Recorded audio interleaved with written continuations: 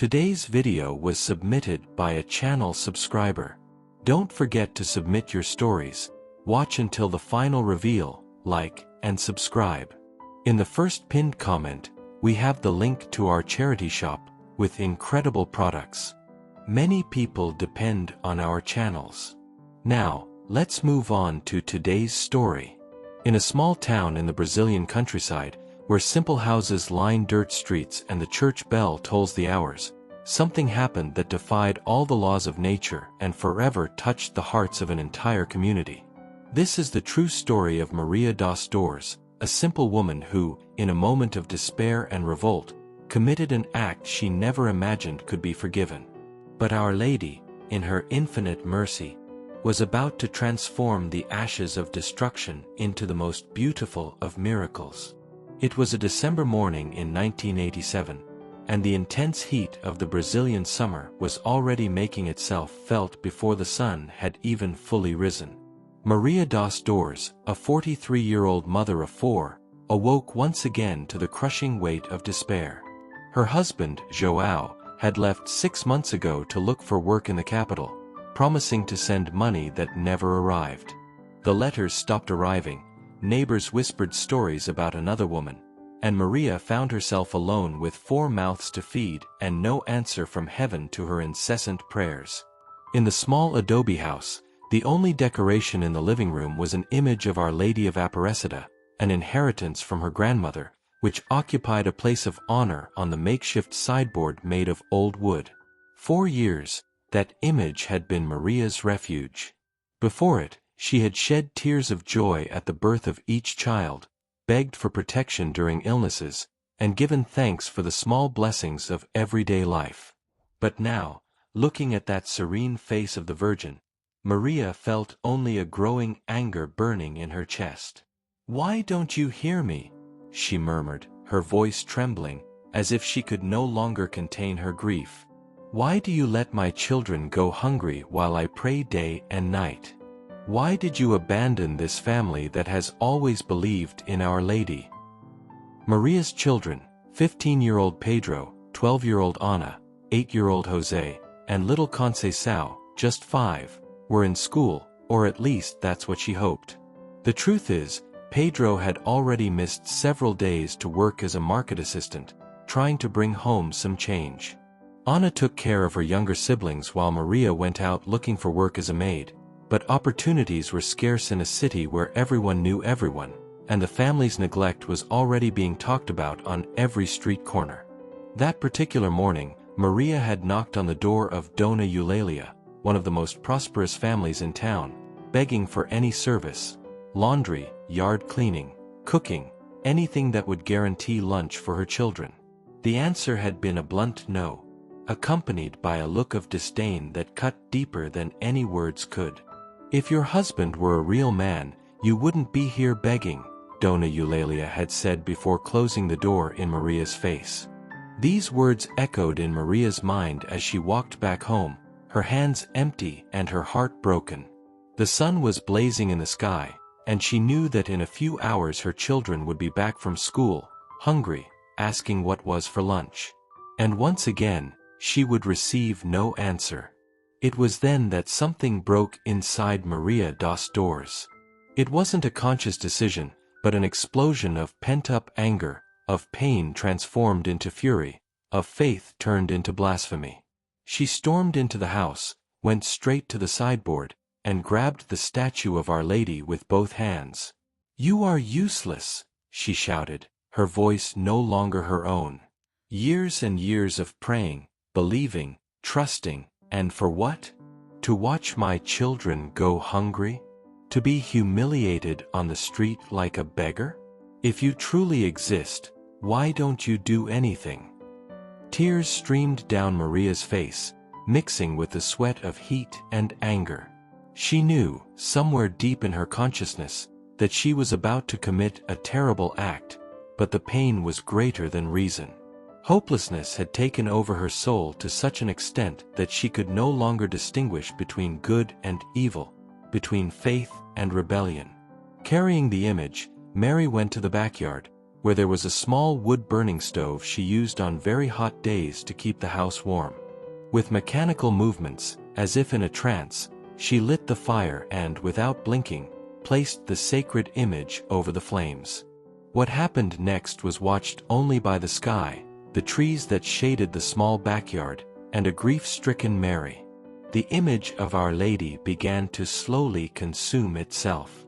The paint that colored the Virgin's blue cloak melted and transformed into small, colorful flames. The serene face of the Mother of Jesus gradually disappeared, as if she were dissolving in prayer. The entire time the image burned, Maria remained there, still, weeping profusely, but making no move to stop the destruction.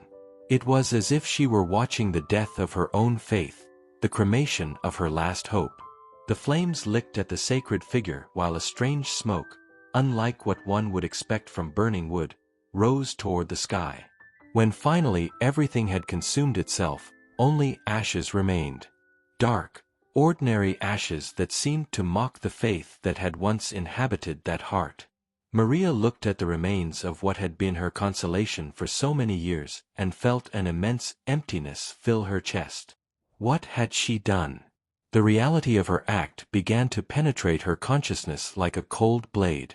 She extinguished the fire, gathered the ashes with trembling hands, and placed them in a small, empty tin can she found in the yard. She wasn't sure why she did it. Perhaps it was the last shred of respect that still lingered in some corner of her soul, or perhaps it was simply a desire to forever hide the evidence of her desperate act. The next few hours passed in a blur of remorse and fear. Maria wandered the house like a ghost, unable to eat, unable to think clearly, unable to do anything but relive over and over the moment she had destroyed the sacred image. When her children came home from school, she could barely look them in the eye. How could she explain that, in her rebellion against heaven, she had destroyed the only protection they had at home? Pedro, the eldest, immediately sensed something was wrong. His mother was pale, her eyes red from crying, and there was a strange atmosphere of sadness hanging over the house. But Maria couldn't tell him what she had done. The shame was too great, the remorse too deep. That night, she couldn't sleep. Lying in the bed she shared with little Conceição, Maria stared at the ceiling as an inner voice kept accusing her. "You burned Our Lady," the voice repeated. "You destroyed the Mother of God. What mother would do such a thing? What Christian would commit such sacrilege?" Around 3 in the morning, when the city's silence was broken only by the distant crowing of an early rooster, Maria got out of bed and headed for the backyard. She needed to see the ashes again, needed to confront the reality of what she had done. Perhaps, somehow, this would help her find a way to forgive herself. But when she opened the can where she had stored the remains of the image, something extraordinary happened. The ashes were no longer ordinary ashes. They shone. A soft, golden glow, as if tiny stars had been mixed with the remains of the destroyed image. Maria blinked several times, thinking she was dreaming or that remorse was making her see things that weren't there. She closed her eyes, took a deep breath, and looked again. The glow was still there, as real as the moon illuminating the yard. The ashes emitted their own light, a warm luminosity that didn't hurt the eyes, but warmed the heart in a way Maria couldn't explain. With trembling hands, she gently touched the glowing ashes. They were warm, not with the heat of a fire, but with a gentle warmth, like a mother's embrace. And it was at that moment that Maria heard, or felt, she never quite knew how to explain, a voice that seemed to come from within her own heart. "My daughter, I never abandoned you. I was here all along, waiting for you to let the anger out of your heart so I could comfort you." Maria fell to her knees on the dirt floor of the yard, sobbing like a child.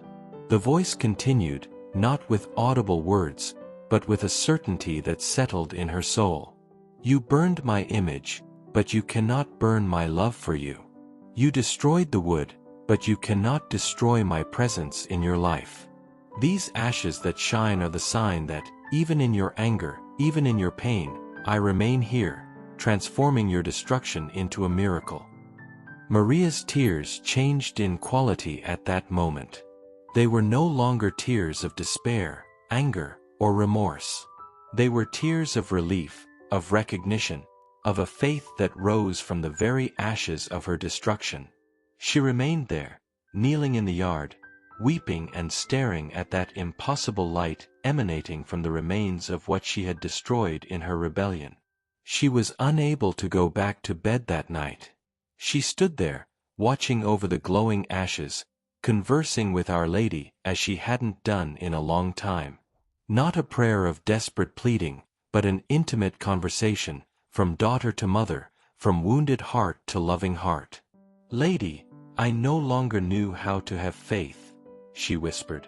"The pain was so great, the despair so great. How can you forgive me?" And the answer came not in words, but in the intensity of the light emanating from the ashes. The more Mary opened herself, the more sincere she became, the more the ashes shone, as if responding to the honesty of her heart. As the sun began to rise, tinting the sky pink and gold, Maria finally understood.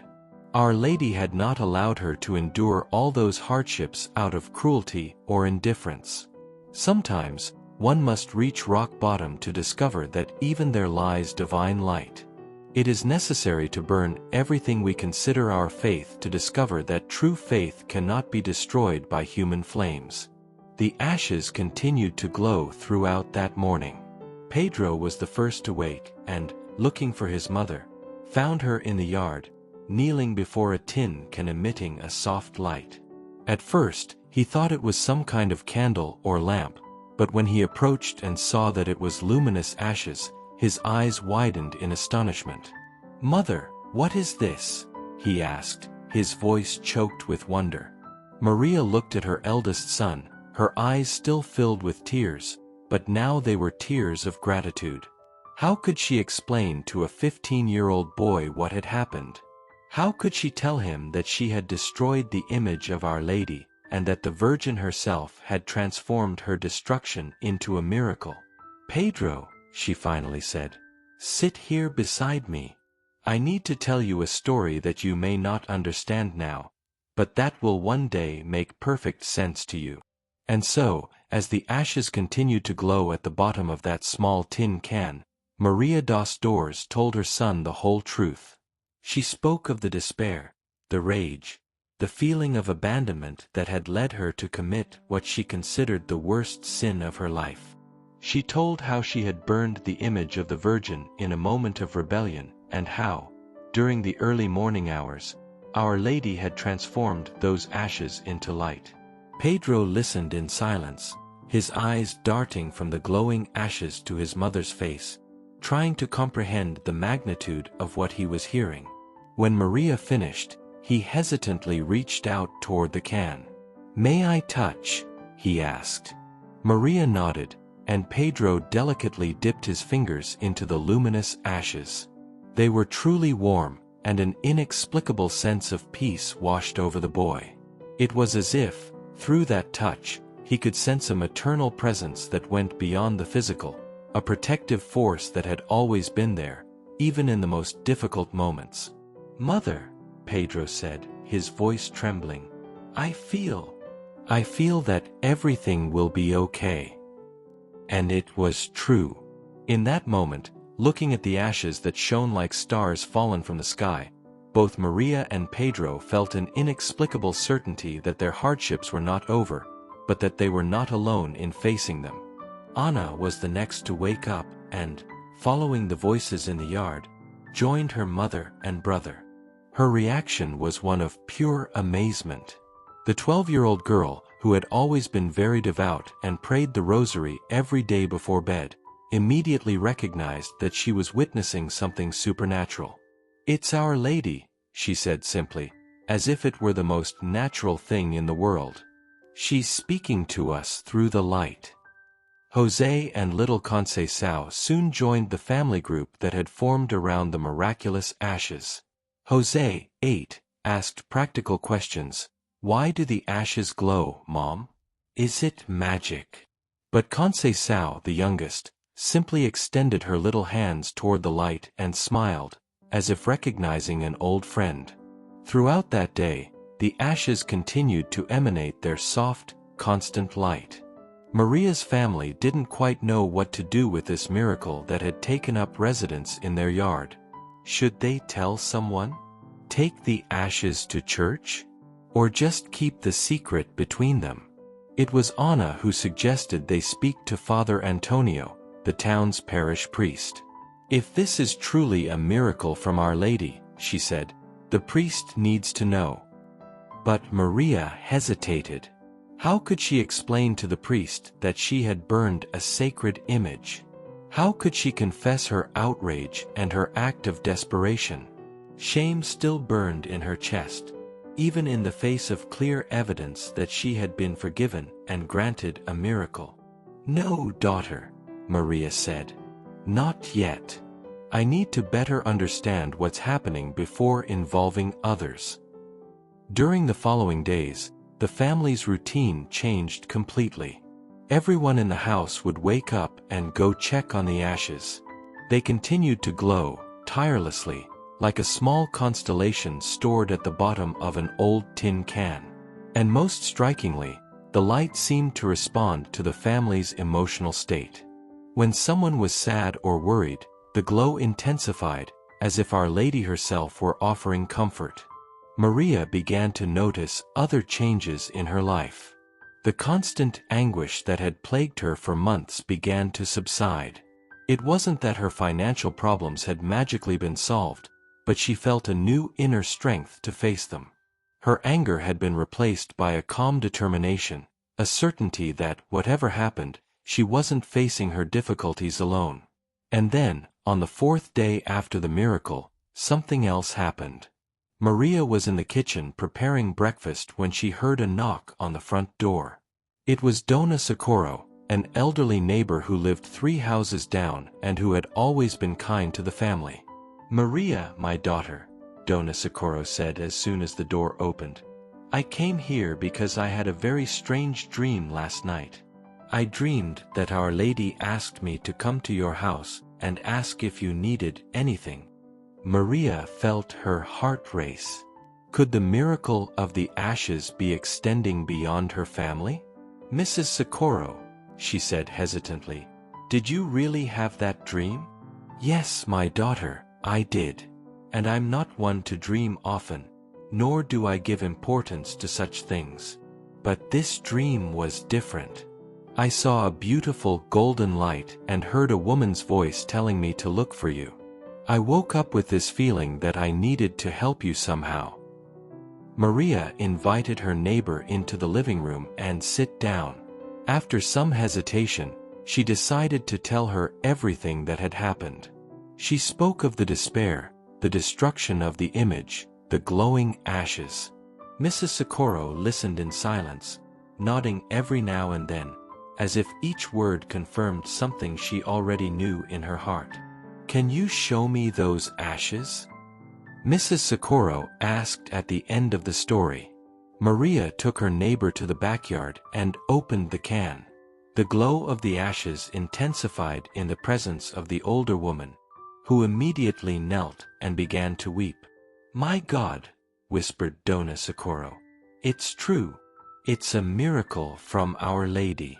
From that moment on, Dona Socorro became a kind of guardian of the family's secret. She began visiting Maria every day, always bringing something, a little flour, some eggs, vegetables from her garden. She said she had dreamed of Our Lady again, that the Virgin was asking her to take care of Maria's family. If you believe in the power of Our Lady, be sure to subscribe. Stories like this only exist here. But the miracle didn't stop there. The following week, other people began searching for Maria. First was Mr. Joachim, the owner of the small grocery store in the city center. He arrived at Maria's house on a Thursday afternoon, with a confused expression on his face. "Dona Maria," he said, taking off his hat and scratching his head. "I don't know how to explain it, but I felt a strong urge to come here and offer you work. I need someone to help in the grocery store, organize the shelves, and serve customers when I'm not around. It's not a large salary, but it's enough to cover the expenses." Maria accepted the job without hesitation, knowing in her heart that this opportunity was yet another blessing that came through the glowing ashes stored in her backyard. Working in the grocery store not only brought a monthly income to the family, but also restored Maria's dignity and sense of usefulness. 2 weeks had passed since the day Maria had burned the image of Our Lady. The ashes continued to glow tirelessly, and the family's life had changed radically. Pedro got a part-time job helping in Mr. Manuel's workshop. Ana excelled even more in school thanks to the peace that now reigned at home, and the 2 youngest played in the backyard with a joy they hadn't shown in a long time. But the miracle was only beginning to reveal its full magnitude. One Saturday morning, when Maria woke and went to check the ashes as was her daily custom, she found something that brought her to her knees on the dirt floor of the yard. The ashes were no longer scattered at the bottom of the can. They had reorganized, forming a perfect silhouette of the image of Our Lady of Aparecida, exactly like the one she had destroyed. The figure formed by the glowing ashes was clear, detailed, impossibly so.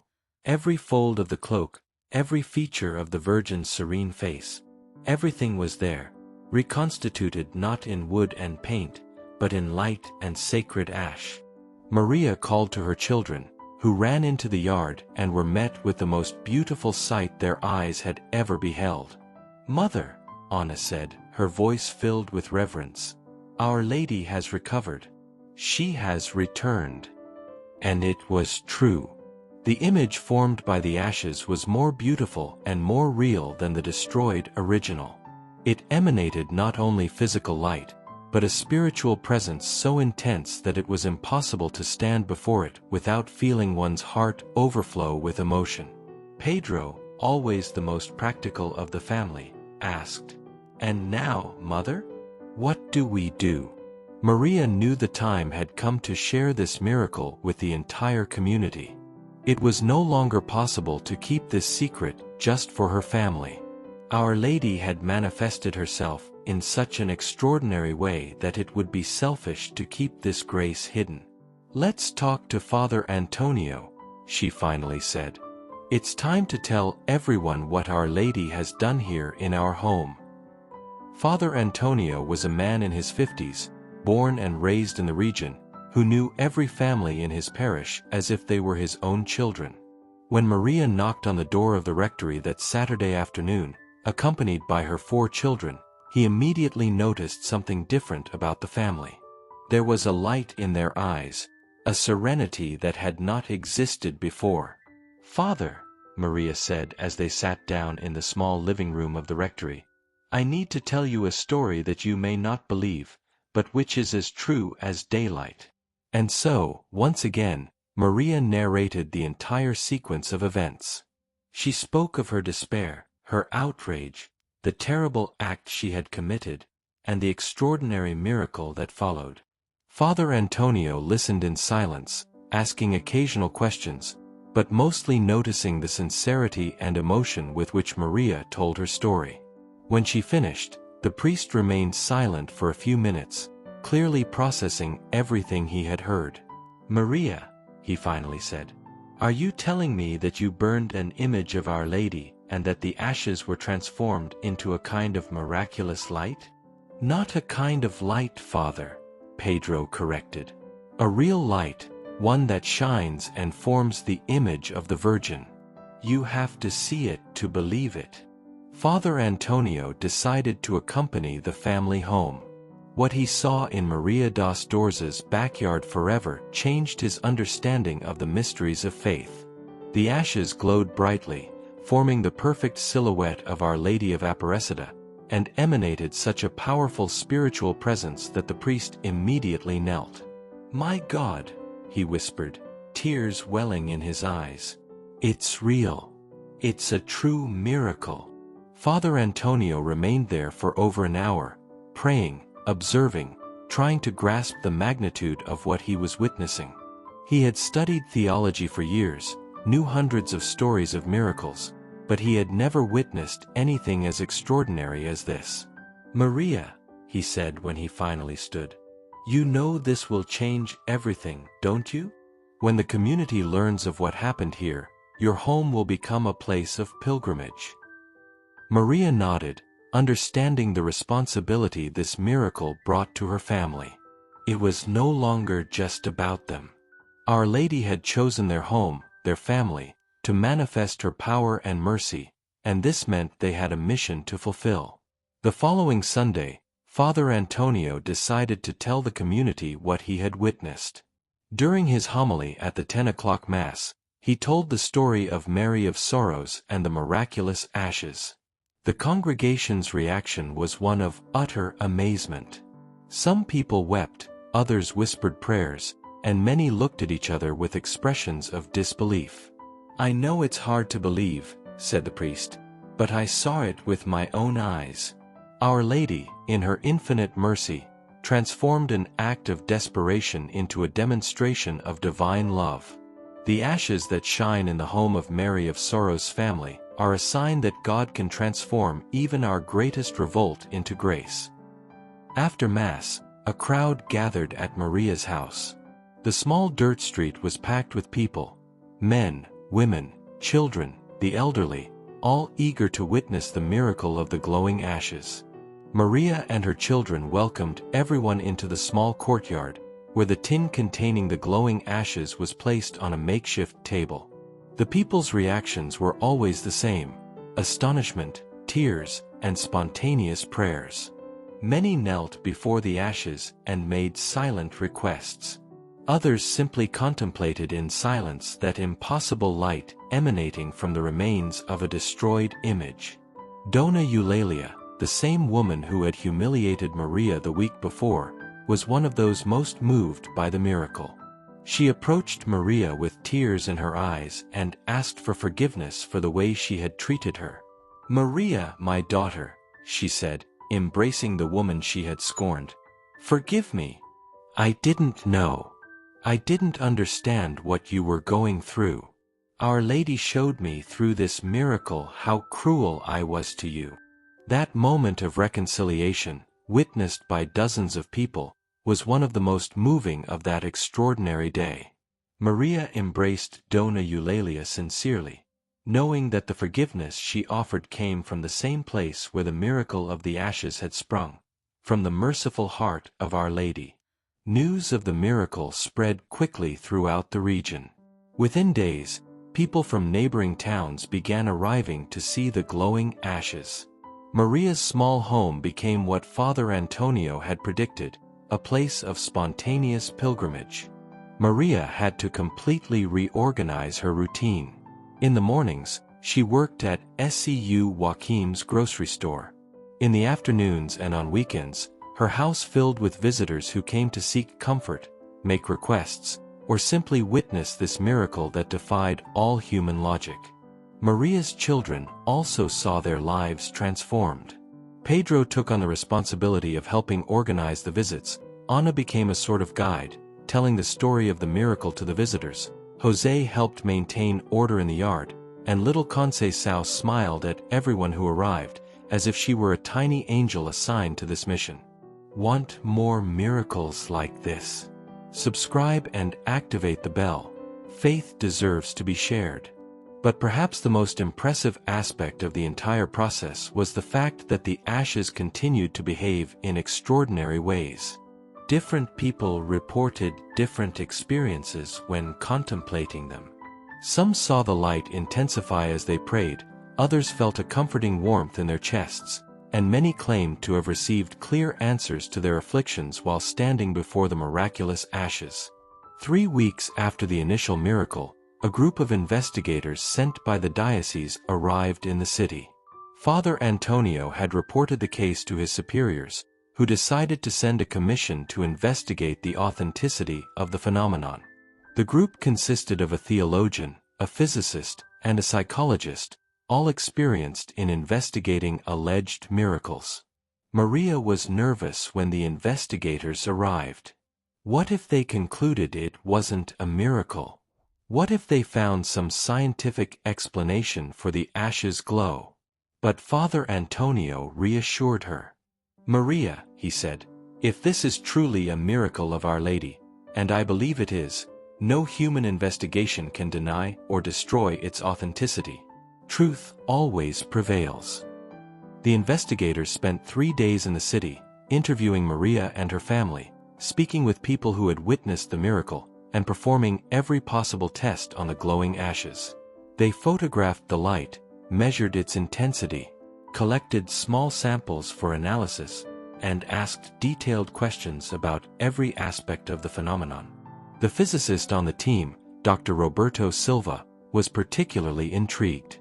He had investigated dozens of alleged miracles throughout his career and had always found scientific explanations for the reported phenomena.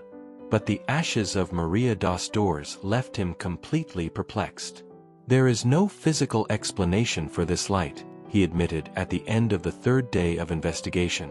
"The ashes contain no phosphorescent or radioactive material.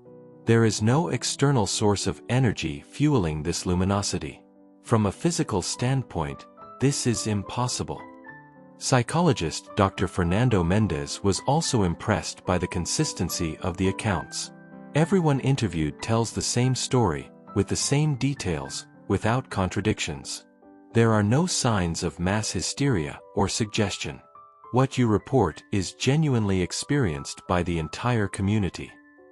Theologian Father José María was the most cautious in his conclusions, as expected of someone in his position. But even he could not deny the extraordinary nature of what he was witnessing. "The theological criteria for authenticating miracles are very strict," he explained to Maria. "But what we see here meets all these criteria.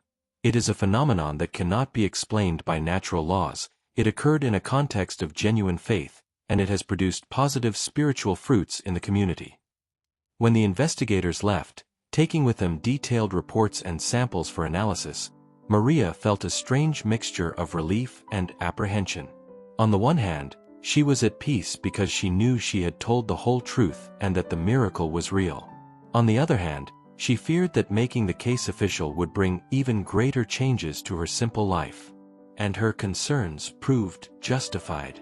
A month later, the diocese issued an official statement recognizing the extraordinary phenomenon that occurred in the home of Maria das Dores' family as worthy of veneration and study. Although the statement was carefully worded to avoid the word miracle, the official process for recognizing miracles by the Catholic Church is extremely lengthy and complex. The message was clear: something truly supernatural was happening in the small town. The impact was immediate and transformative. Journalists from all over the country began arriving, wanting to tell the story of the miraculous ashes. Television programs sent crews to document the phenomenon. The small street where Maria lived became a kind of modern-day Stations of the Cross, with hundreds of people arriving daily from all corners of Brazil. Maria found herself at the center of attention she had never imagined possible. She, who weeks before had been begging for work in neighboring houses, was now sought out by reporters, researchers, and pilgrims who wanted to hear her story and witness the miracle that had transformed her life. But perhaps the most touching aspect of this entire transformation was the way Maria dealt with her new reality. She never lost the humility and simplicity that had always characterized her. She continued to wake up early to work at the grocery store, caring for her children with the same affection as always, and welcoming visitors with the genuine hospitality of someone who understands they have been chosen as an instrument of a greater grace. "I'm not special," she told everyone who approached her. "I'm just an ordinary woman who went through a moment of despair and was blessed with Our Lady's forgiveness and love. If she did this to me, imagine what she can do for you, who have come here with faith and hope in your hearts." The ashes continued to glow with the same intensity as always, but Maria began to notice patterns in their behavior. When someone experiencing great suffering arrived, the light would noticeably intensify. When groups of children visited the yard, the ashes seemed to dance gently, forming small, luminous swirls that enchanted the little ones. And when someone arrived with a heart hardened by skepticism or malice, the ashes maintained their normal luminosity, as if respecting each person's free will. 6 months after the initial miracle, something happened that definitively cemented the community's faith in the power of those sacred ashes. Mr. Antonio, a 60-year-old man suffering from terminal cancer, arrived at Maria's house, carried by his 2 children, practically given up on by the doctors. "Dona Maria," one of the children said, his voice breaking, "our father asked to come here before he left. He said he wanted to say goodbye to Our Lady through the miraculous ashes." Maria welcomed the family with great affection and led them to the backyard, where the ashes glowed on the small table Pedro had built especially to accommodate them with more dignity. Antonio, though extremely weak, asked to be alone with the ashes for a few minutes. What happened during those minutes, no one has ever been able to explain. Antonio remained kneeling before the luminous ashes, apparently in deep prayer. The ashes, in turn, began to glow in a way no one had ever witnessed before. A light so intense that it was visible even in the strong afternoon sun. When Antonio finally stood up, something had changed in his appearance. His face was no longer gray with pain, his eyes had regained a brightness everyone thought had been lost forever, and he walked with a firmness he hadn't shown in months. "I am healed," he said simply, tears streaming down his face. "Our Lady healed me through these sacred ashes." Medical tests performed the following week confirmed what everyone already knew in their hearts. The cancer had completely disappeared from Antonio's body. Doctors found no scientific explanation for the sudden and complete cure of a disease that, days before, had been terminal. News of the miraculous healing spread like wildfire. If previously the ashes of Maria das Dores attracted hundreds of visitors a week, now they attracted thousands. The small town had to quickly adapt to the constant flow of pilgrims, building makeshift inns, organizing vehicle traffic, and establishing visiting hours. Maria found herself faced with a dilemma she had never imagined facing. Several religious organizations offered considerable sums to care for the miraculous ashes. Businessmen proposed building a modern sanctuary that could accommodate the growing number of visitors. Politicians tried to associate their names with the miracle. But Maria refused all offers.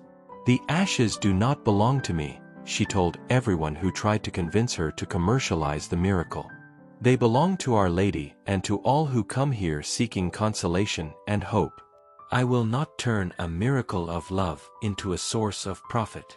This firm stance by Maria earned even more respect and admiration from the community. People understood that they were before a woman truly touched by divine grace, someone who had been transformed not only by witnessing a miracle, but by deeply understanding its meaning. A year after the day she had burned the image of Our Lady in her revolt, Maria found herself in a completely different reality. Her home had become a pilgrimage site known throughout the country. Her children had grown up taking on responsibilities they never imagined. She herself had become a sort of informal spiritual advisor, helping people who came to her with all kinds of suffering. But the most impressive thing was that, despite all the external transformation, Maria remained essentially the same person. She had not been carried away by fame or the admiration she received.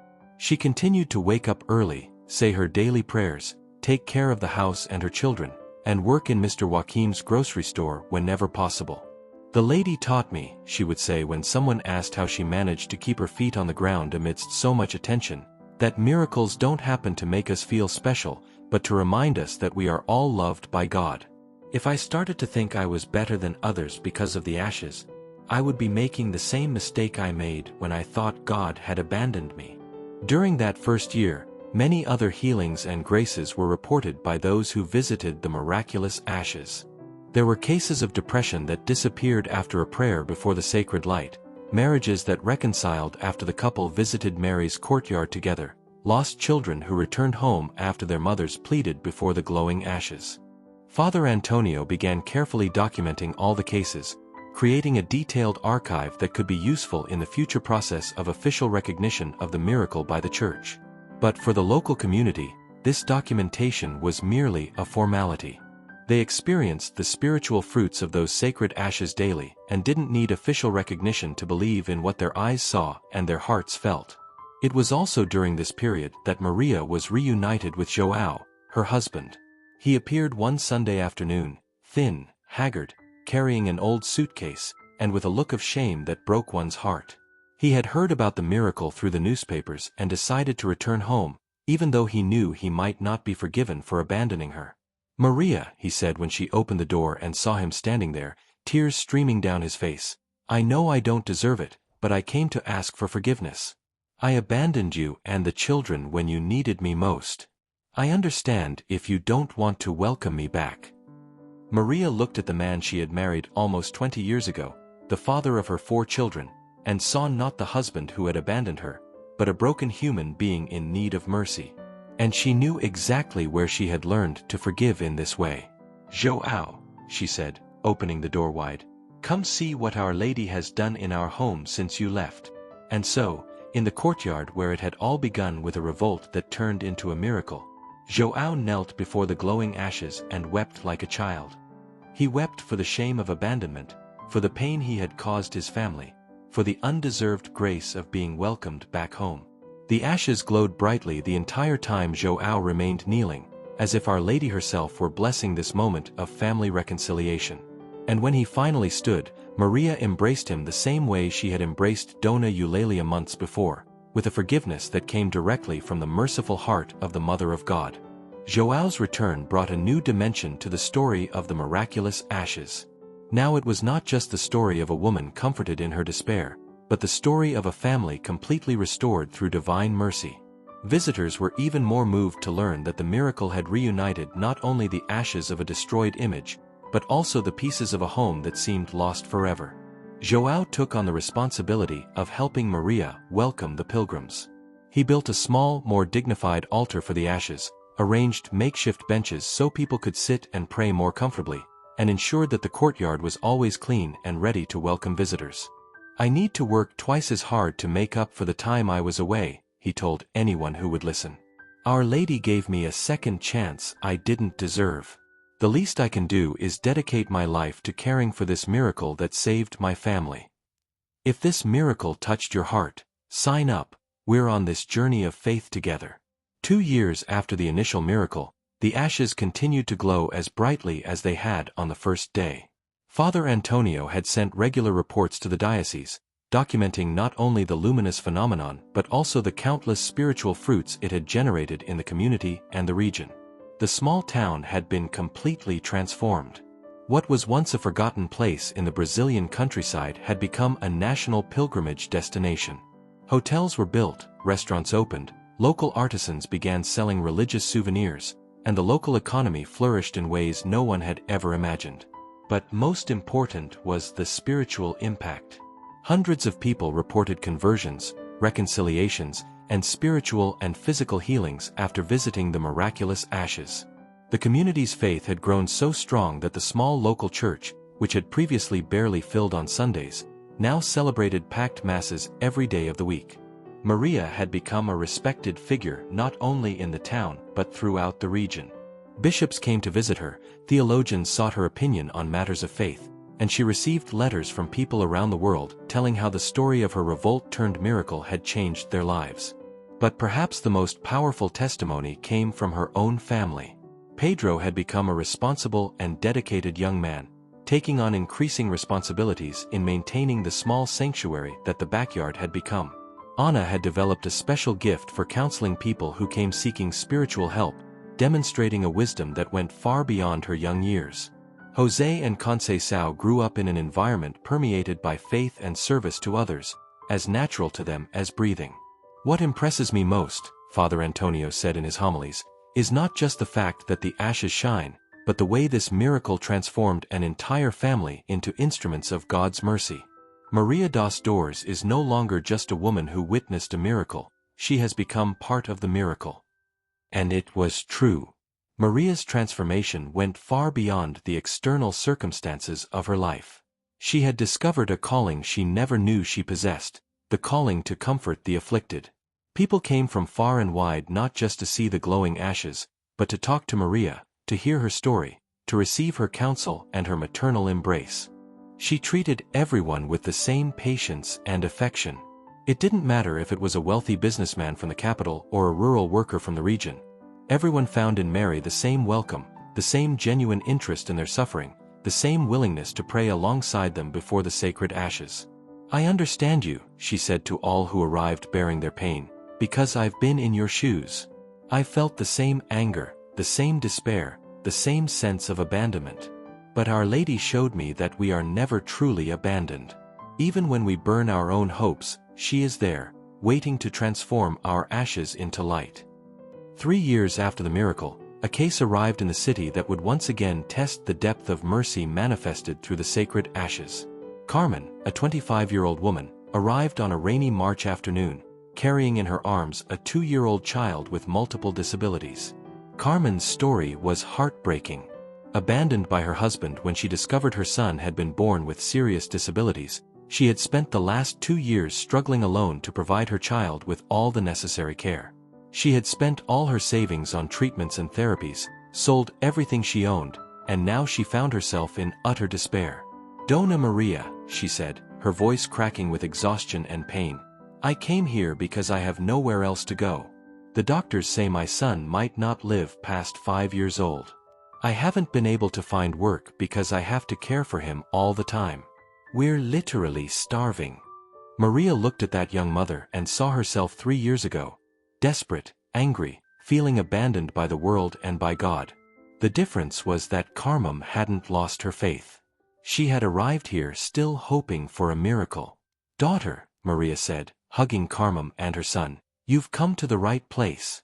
I can't promise that your boy will be cured the way you want, but I can promise that you won't face this struggle alone." Maria settled Carmen and the child in one of the rooms of her house, which had been expanded over the years to accommodate the growing number of visitors and people in need. She introduced Carmen to the support network that had naturally formed around the Miraculous ashes, a group of volunteers who provided food, temporary housing, and emotional support for pilgrims in need. Over the next few weeks, Carmen and her son became part of the daily routine at the small shrine. The child, despite her limitations, seemed to respond positively to the atmosphere of peace and love that permeated the place. She smiled more, slept better, and displayed a serenity that impressed everyone who knew her.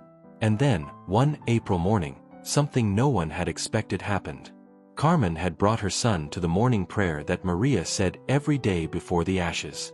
The child, who had never shown any particular interest in the glowing ashes, suddenly stretched out his tiny hands toward the sacred light and uttered his first clear words, "Mommy, light, beautiful." Doctors had said that, due to his neurological limitations, the child would probably never speak comprehensibly.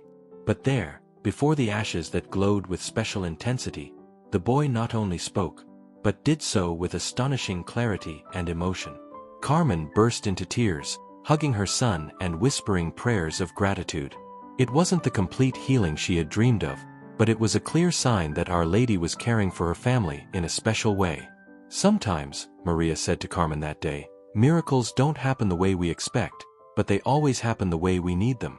Your son may not be completely healed, but he will be loved and cared for by an entire community that has learned, through the sacred ashes, that we are all children of the same mother."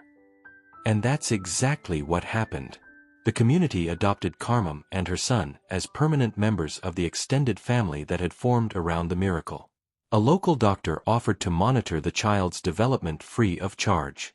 A volunteer physical therapist began regular therapy sessions. A special education teacher offered to stimulate the boy's cognitive development. Carmen, in turn, discovered she had a special gift for welcoming other mothers who arrived at the sanctuary carrying children with special needs. She became a natural counselor for these women, offering not only emotional support but also practical guidance on how to navigate the daily challenges of caring for a child with disabilities. "Our Lady brought me here not just to receive a miracle," Carmen would tell visitors, "but to be part of the miracle that happens every day in this place. My son may have limitations, but he is growing up in an environment of pure love, surrounded by people who see in him not his disabilities, but the presence of God. For years after the miracle of the ashes, the story had spread throughout Brazil and was beginning to attract international attention. Documentaries were made, books were written, and pilgrims from other countries began arriving in the small town to witness the phenomenon that defied all scientific explanations. The Catholic Church, following its strict protocols, had begun the official investigation of the miracle. An international commission was formed, including world-renowned scientists, theologians, and doctors. The investigations were meticulous and time-consuming, but the preliminary results confirmed what the local community had known for years.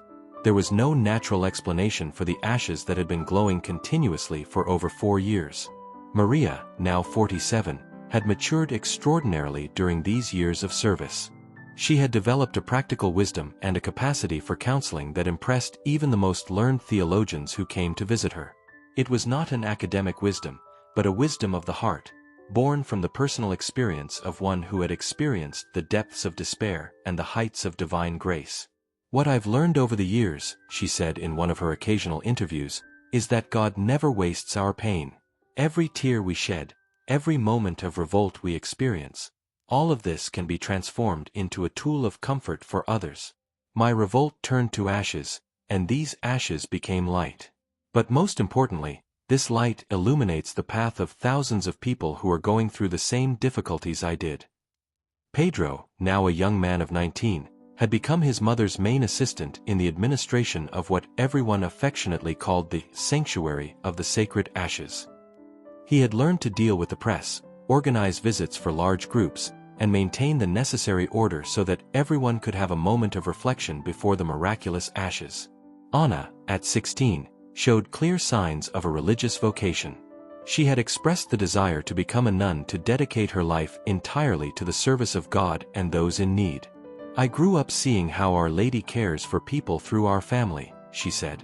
"I want to dedicate my life to continuing this mission." Jose and Conceição, now 12 and 9 years old respectively, were known in the region as the Little Angels of the Sanctuary.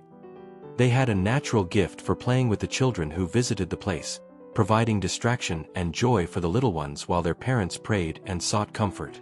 João had become a completely transformed man. His family's abandonment remained a wound in his heart, but a wound that had healed healthily, reminding him daily of the importance of being present for those who depended on him. He worked tirelessly to maintain the sanctuary, refusing any kind of payment or recognition. "I received a second chance that I didn't deserve," he told anyone who would listen. "Working here isn't a sacrifice, it's a privilege. It's my way of saying thank you to Our Lady for saving my family." On the 5th anniversary of the miracle, the town organized a special celebration. Thousands of people came from all over the country to participate in the celebration, marking 5 years of uninterrupted grace. A solemn mass was celebrated by the bishop of the diocese, with the participation of priests from various regions. During his homily, the bishop offered a reflection that deeply touched all present. "The miracle of the sacred ashes teaches us that God can transform even our lowest moments into occasions of grace. Maria das Dores burned an image in her anger, but Our Lady transformed this destruction into the most beautiful of miracles. This shows us that we should never despair, never think we have committed a mistake too great to be forgiven. God's mercy is greater than our sins, and His love is stronger than our anger." After the Mass, there was a procession to Maria's house, where the ashes were displayed for public veneration. The line of people wanting to approach the sacred ashes stretched for several blocks. Each person who knelt before the miraculous light brought with them a story of pain, a specific need, a particular hope. And the ashes responded to each of these needs uniquely. Some saw the light intensify, others felt a special warmth in their hearts, many experienced an inexplicable peace that they carried with them for the rest of their lives. Maria observed all this with a mixture of gratitude and responsibility. She knew she had been chosen as an instrument of something much greater than herself, and this awareness kept her humble and dedicated. "I am only the guardian," she would say whenever someone praised her or tried to elevate her. "The ashes are not mine, they belong to Our Lady and to all of you who come here seeking solace. My only role is to ensure they are always available for those who need them." Maria's attitude had been fundamental in maintaining the authenticity of the miracle over the years. In a world where so many religious phenomena are commercialized or distorted by personal interests, the sanctuary of the sacred ashes maintained its original simplicity. There were no fees charged, no commerce within the sacred space, and no exploitation of the faith of others. Contributions from visitors were accepted, but always discreetly and voluntarily. All the money raised was used to keep the sanctuary running and to help families in need who came seeking support. Maria had unwittingly created a model for a sanctuary based on free love and selfless service. 6 years after the initial miracle, the ashes continued to glow as brightly as they had on the first day. Hundreds of physical and spiritual healings had been documented, thousands of people had found solace and renewed faith, and the small town had become an oasis of hope in the midst of the modern world.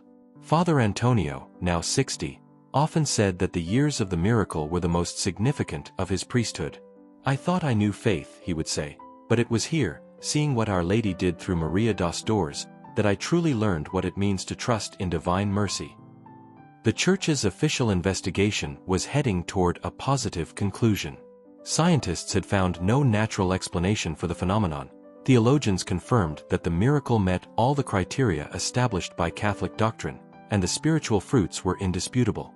Regardless of official recognition, the bishop would say during his regular visits to the shrine, what happens here is already recognized in the hearts of thousands of the faithful. God does not need human approval to work his miracles. Mary had reached the age of 50, transformed into a maternal figure for thousands of people. Letters arrived daily from all over the world, telling stories of lives changed by the inspiration of the miracle of the ashes. People who had lost their faith regained it upon learning her story. Marriages in crisis were saved by the example of forgiveness that she and John had set. Separated families were reconciled, inspired by the transforming power of mercy. "What moves me most," Maria would say in moments of reflection, "is not the fact that the ashes shine, but the fact that they light a light in people's hearts. Every person who leaves here with more hope, more faith, more willingness to forgive, is a small miracle that happens every day." Maria's children had grown up and gone their own ways, but they all remained connected to the shrine. Pedro had married and continued to manage the shrine's activities. Ana had entered the seminary to become a nun. Jose was studying to be a nurse, inspired by the care he saw given to the sick who visited the shrine. Conceição, at 14, already showed signs of having inherited her mother's maternal gift for welcoming the suffering.